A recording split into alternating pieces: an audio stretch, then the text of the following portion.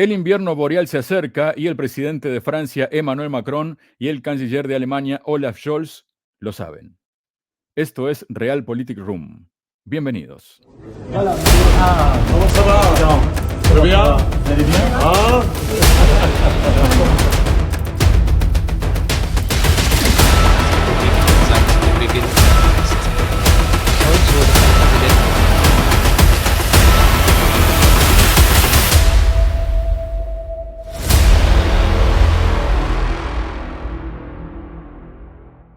Hola, bienvenidos a una nueva edición de Realpolitik Room y como anticipábamos en la presentación del programa, vamos a hablar sobre temas que están vinculados con Francia y Alemania y para ello hoy cuento con la presencia del analista internacional Enrique Refollo. Enrique, ¿qué tal? ¿Cómo estás? Bienvenido a Realpolitik Room. Muy bien, mucho gusto, muy agradecido por este regreso a tu programa. Cada vez con más suscriptores, sigan escuchando sus programas. Son muchas décadas de un gran periodista, así que bueno, todo lo que siempre ofrece en todos estos programas y bueno, en este programa también ha traído a otro invitado de calidad. Hay que echarse un poco de flores. Ahí está. Aprendiendo un poco de estos políticos, ¿no? De Olaf Scholz y de Macron, de cómo les gusta irse por el mundo a echar flores, porque bueno, si no se echan flores a sí mismos, pues pocas flores les van a echar, salvo que sea en la de su tumba política. Pero bueno, tenemos unos últimos días bien interesantes en todo, así que vamos con ello.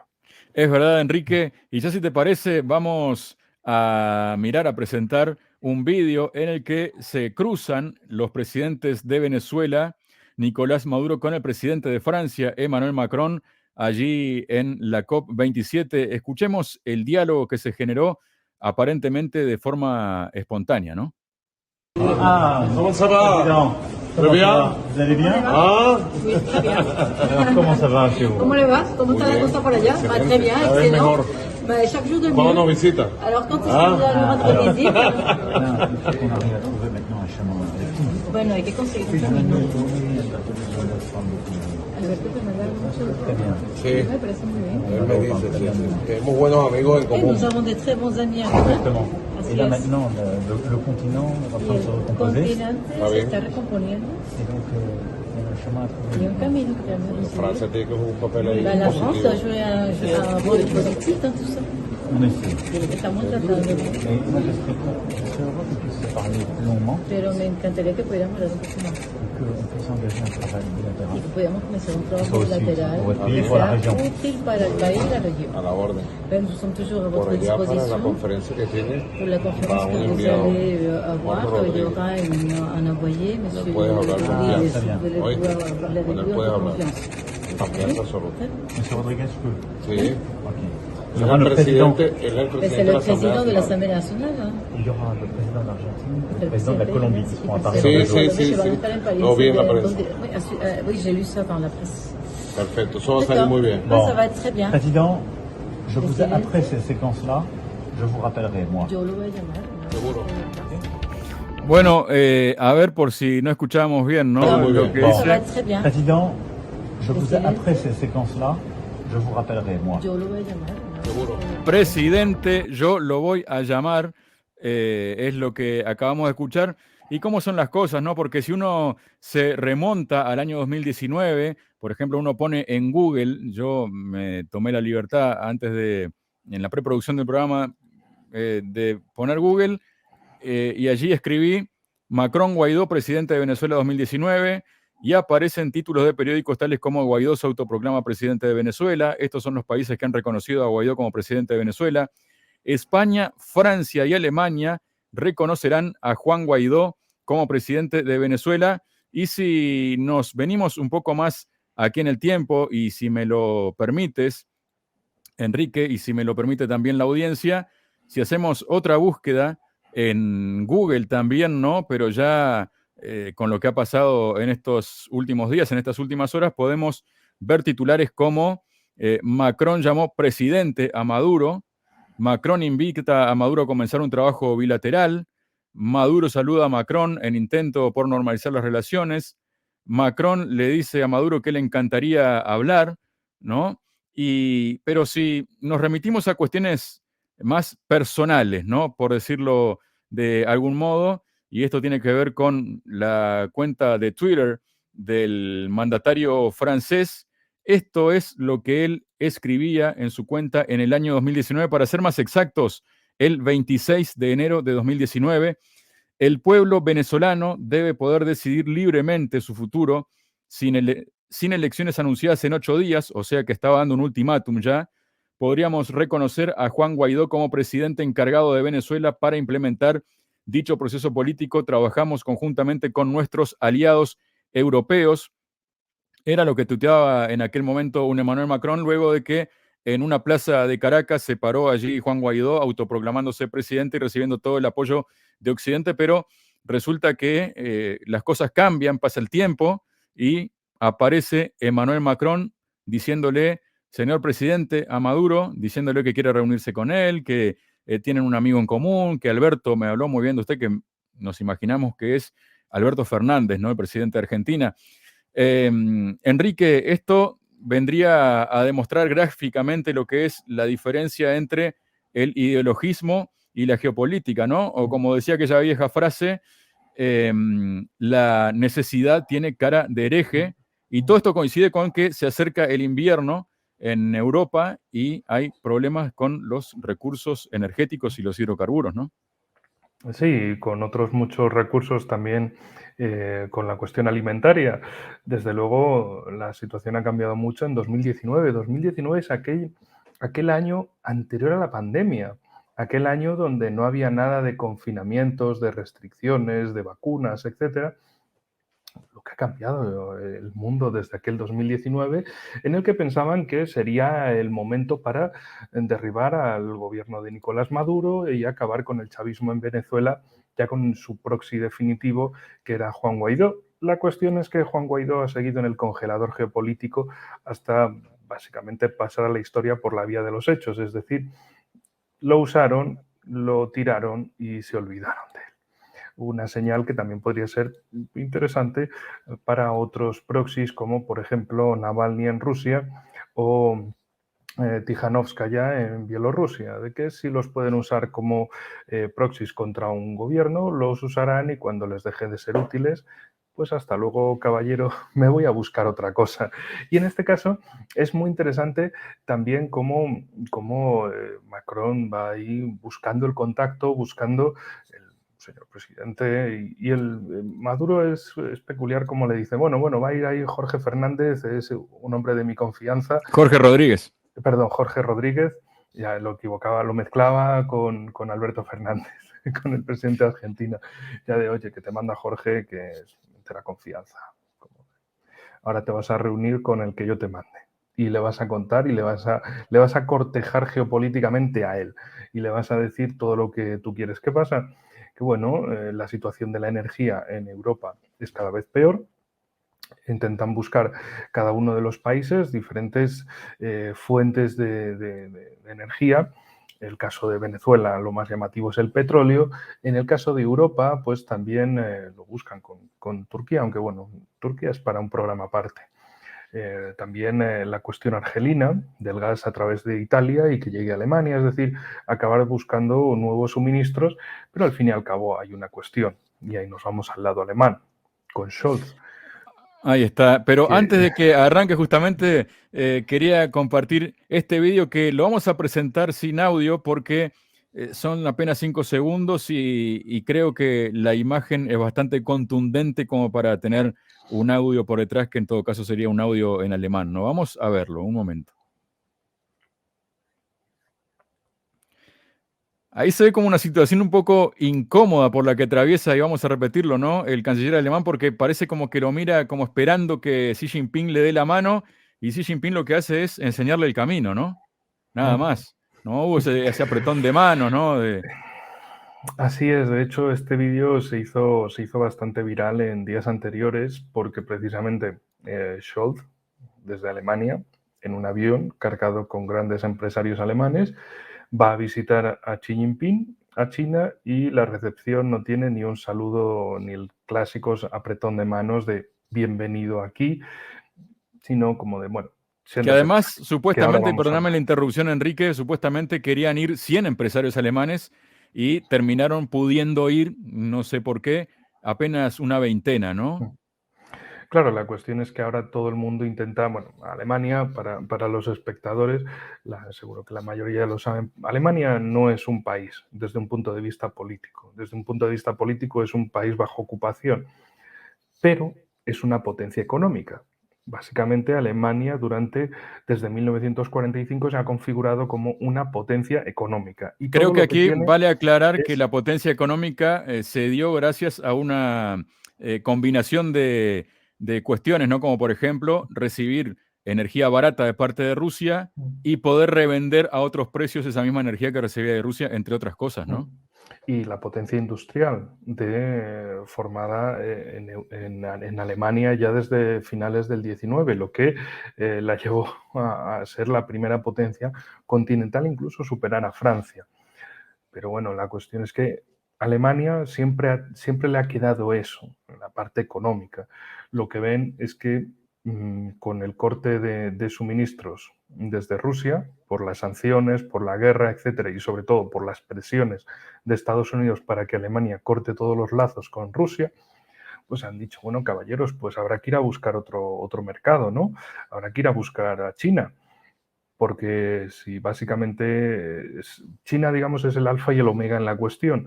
China es un país cuya industria puede ser más competitiva que la alemana, en un contexto en el que la alemana pierda la ventaja energética. Por otro lado, China también tiene la cuestión de los recursos naturales como los materiales raros o tierras raras. Es decir, son componentes esenciales para la fabricación de la alta tecnología.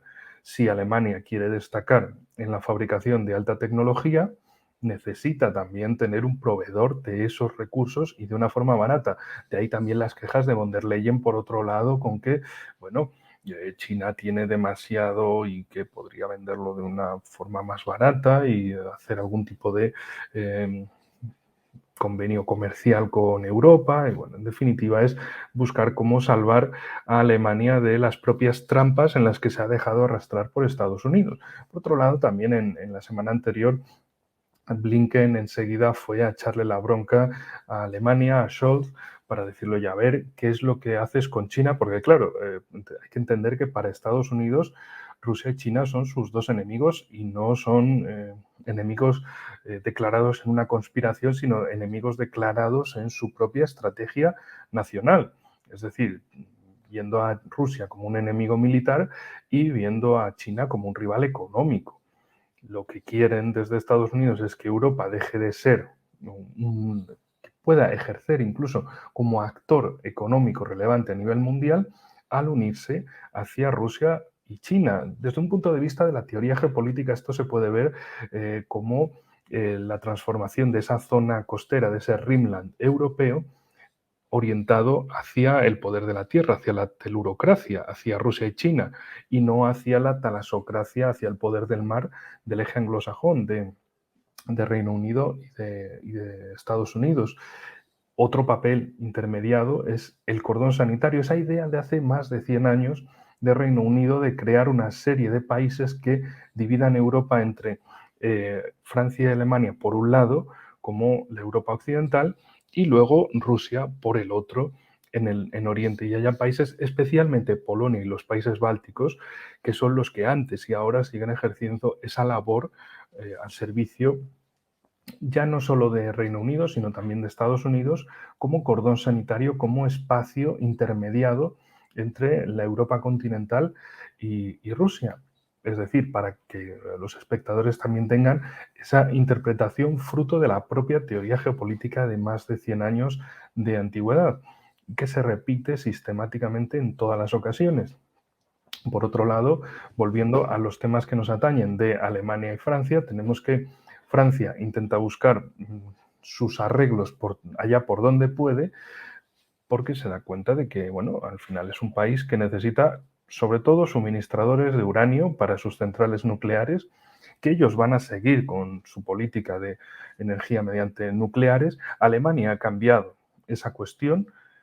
Los cierres que ha hecho, ha parado, si mal no recuerdo, 3 de los últimos cierres que tenía planeados, porque se da cuenta de que necesita todo tipo de fuentes de energía.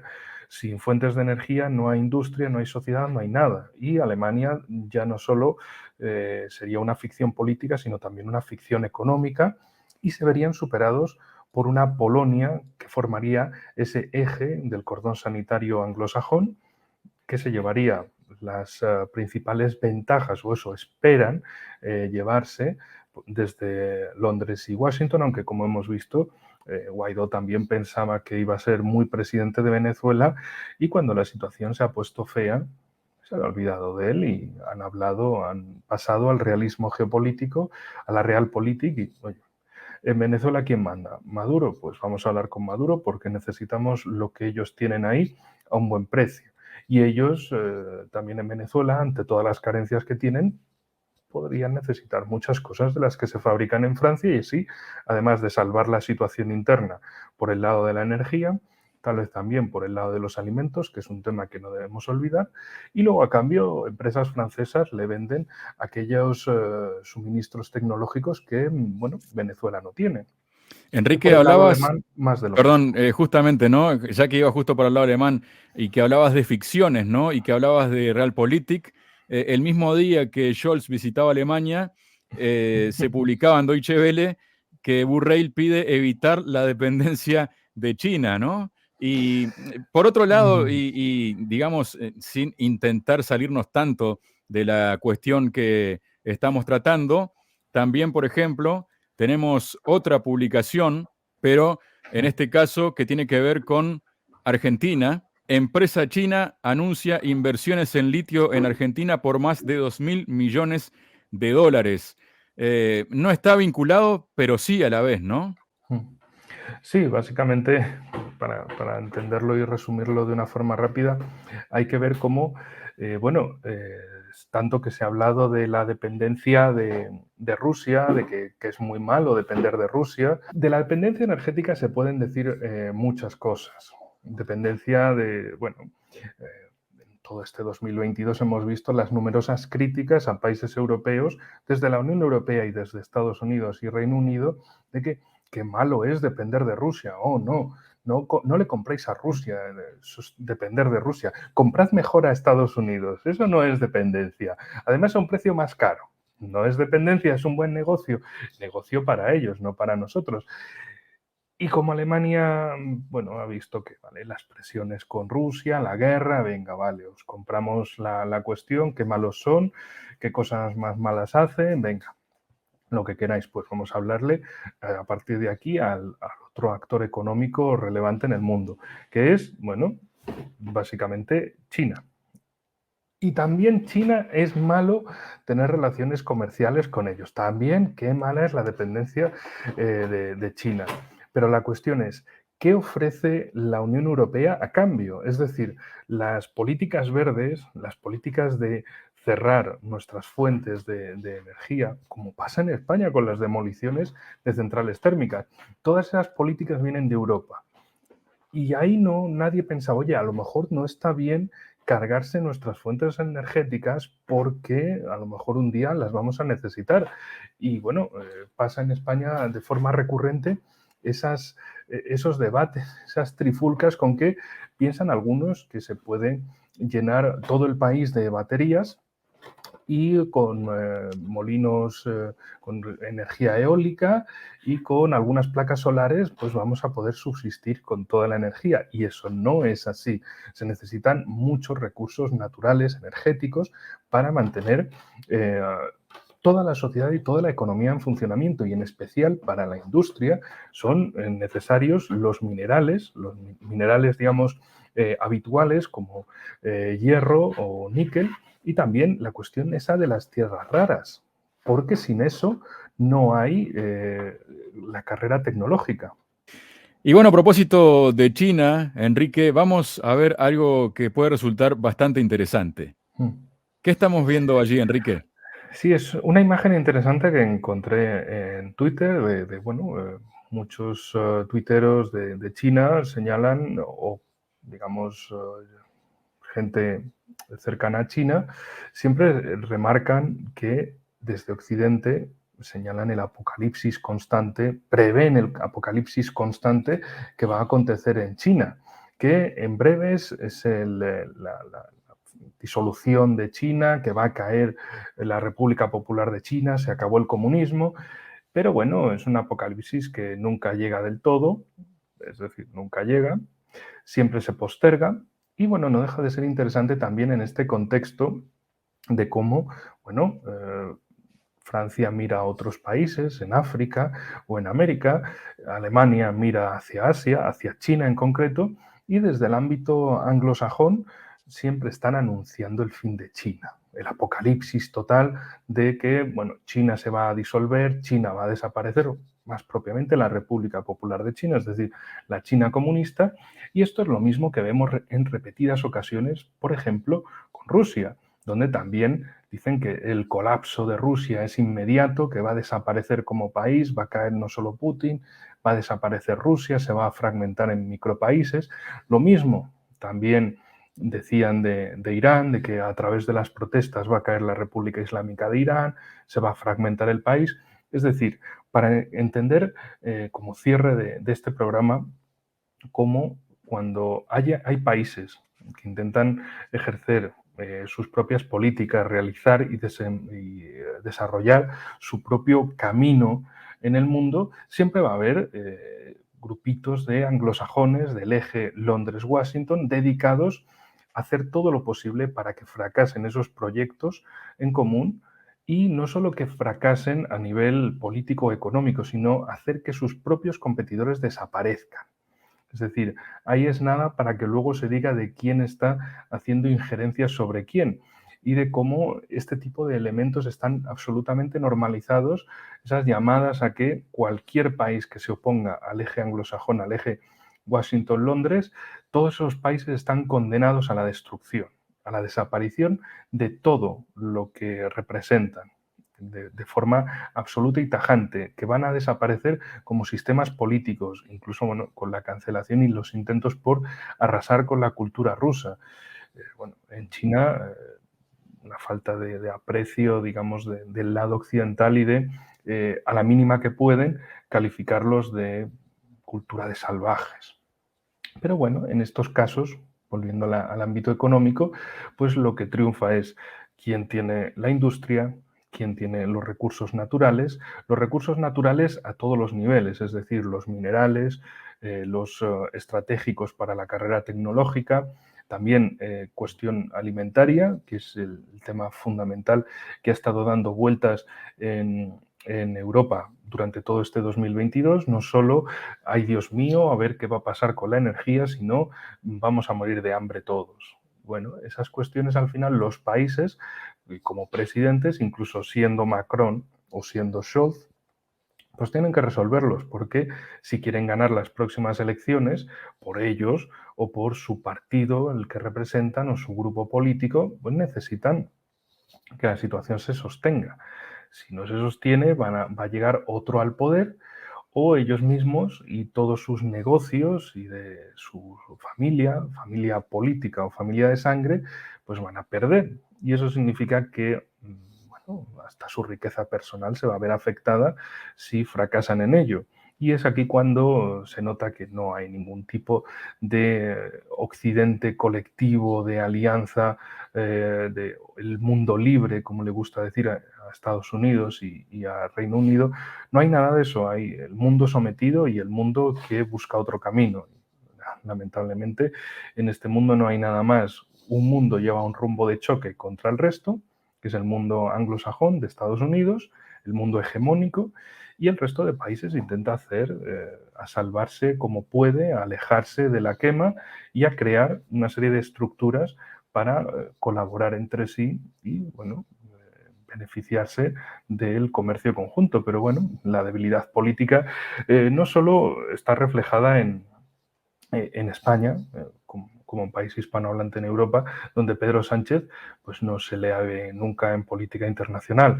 Pedro Sánchez simplemente espera la llamada de Bruselas o de Washington y él actúa en consecuencia. Podría tener una acción más viva en el ámbito hispanoamericano, por ejemplo, Pero ¿qué va a hacer? Como el pequeño gendarme de Europa para Estados Unidos. Desde luego así en América no iba a ganar muchos amigos. Como Sánchez lo que le gusta es ir a donde le den aplausos o por lo menos no le conozcan mucho y no le hagan mucha bulla, pues bueno, en este caso pasa del tema, mantiene postura alejada. Así que bueno, estamos entre la espada y la pared con el eje franco-alemán de nuevo haciendo políticas por su cuenta, mientras que en el resto de Europa solo le queda el cordón sanitario de Polonia y las 3 repúblicas bálticas, y por el lado mediterráneo, Italia, país que hace también la guerra por su cuenta, aunque con menos efusividad que el eje franco-alemán, una Grecia cada vez más presionada por el lado turco, y una España que está más perdida que un pulpo en un garaje, como decimos por aquí. No sabe cómo ha llegado hasta ahí y tampoco sabe cómo salir de ahí. Podría saberlo, pero el presidente es ese pulpo en el garaje y está para otras cosas. Muy bien, Enrique. Está por otras cosas y para una continuación, si se podría decir de algún modo, de este programa, va a tener su continuación en algunos días en El Espía del Telón, en tu canal de YouTube. Sí, así es. Estáis todos invitados no solo a suscribiros a tu canal, al canal de Javier, Realpolitik Room, sino venir a visitar el mío, El Espía del Telón, donde también publicamos numerosos programas, largos programas de agarrar palomitas, agarrar la merienda y escuchar atentamente, porque no solo tratamos de temas de actualidad, sino que siempre procuramos el toque histórico y geopolítico de cada país, de cada tema que tratamos, para ver cómo se conecta con el pasado, pero sin acabar entrando en la fórmula del érase una vez, 3000 años atrás, sino centrarnos en esas pinceladas sencillas y directas para entender, bueno, cómo se encajan los diferentes acontecimientos del pasado en las situaciones de la actualidad. Así que, bueno, os esperamos también en mi canal. Muchísimas gracias, Enrique, por tu presencia hoy en Realpolitik Room. A ti por la invitación. Nos vemos a la próxima.